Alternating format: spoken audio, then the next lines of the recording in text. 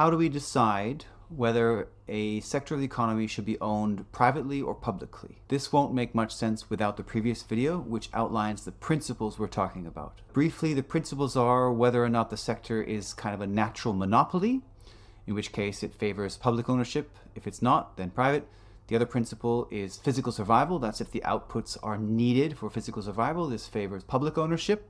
And if they're not and they're discretionary, then private ownership.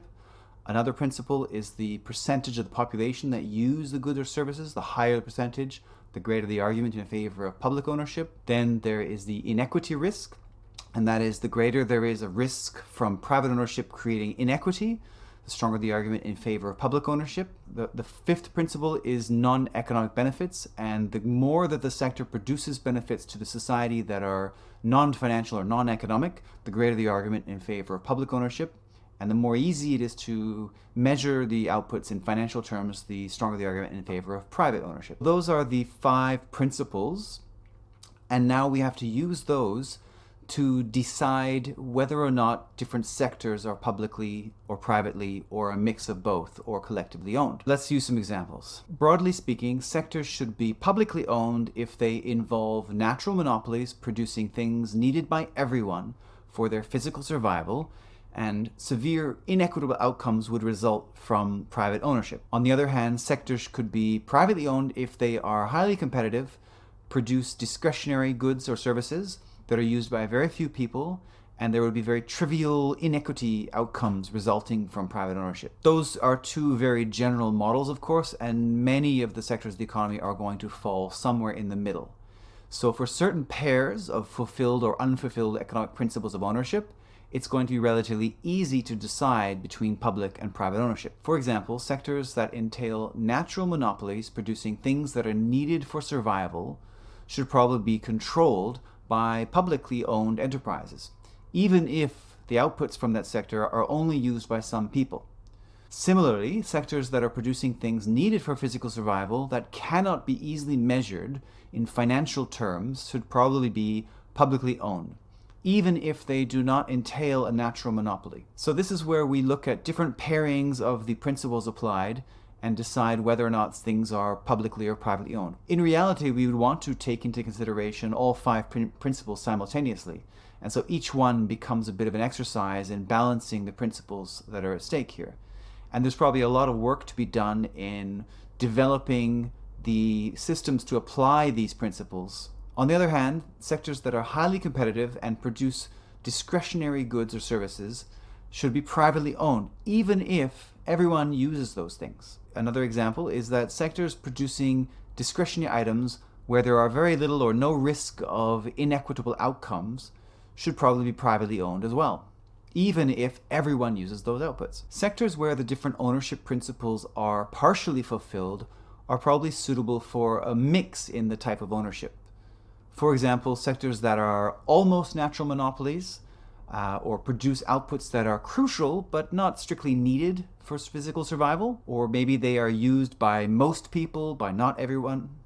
Perhaps they create some inequity, but it's not very severe. Or maybe the sector's outputs include both economic and non-economic benefits. These sectors where the principles don't clearly apply and they're somewhere in the middle between the 2 extremes for each principle are ideal for having a mix of enterprises, some being private, some being public. And it's important that these sectors probably have at least one publicly owned enterprise operating alongside the private enterprises. And there's room also for cooperative, worker-owned enterprises in these sectors. Having publicly owned enterprises keeps price gouging under control, while having private and cooperative enterprises in the sector increases the options that are available to people, and perhaps leaves room for greater customer service and innovation. The degree to which different ownership types will control a sector should be determined by the degree to which the different principles of ownership are fulfilled within that sector.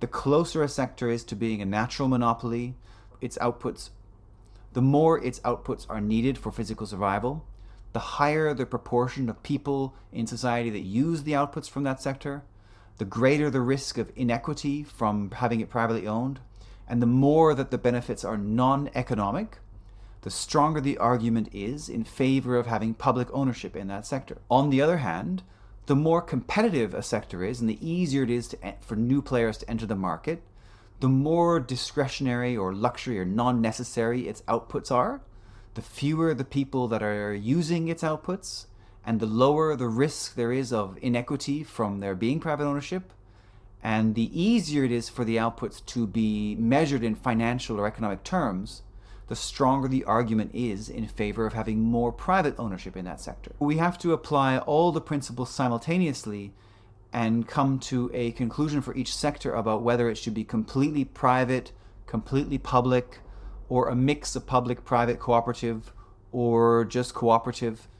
And the risks and benefits to society are part of the calculation. Applying one ownership type to the entire economy doesn't make sense. It doesn't make sense for everything to be privately owned because that produces a great deal of harm to society as a whole.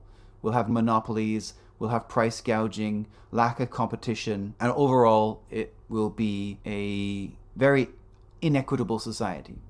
On the other hand, if you had everything owned by the state, then the number of choices in different sectors is probably going to decrease, especially in competitive discretionary sectors, and the options available to people is going to be fewer. Innovation might be less because if they're not necessary, then it doesn't make sense to dedicate public resources to non-necessary items when there's poverty and things like that. Ideological arguments of people who are 100% supporting of capitalism or 100% supportive of socialism or communism don't make sense, in my opinion, to apply to the entire economy. We have to look at the outputs, the goods and services from that sector of the economy to decide on whether that sector should be owned publicly, privately, or in some mix of the two. These principles, these 5 principles, help determine whether or not that sector should be owned publicly, privately, or a mix of the two. If we apply that to a number of different industries and sectors, we might be able to create a society that serves the needs of everyone and has better outcomes for everyone.